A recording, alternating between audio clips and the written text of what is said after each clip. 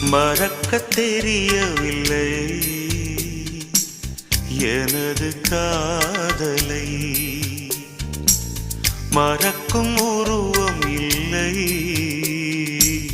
எனது தேவதை. சிறகுகள் முளைக்கும் முன்பே விலங்கினை பூட்டிக் கொண்டேன் என் தேவியே.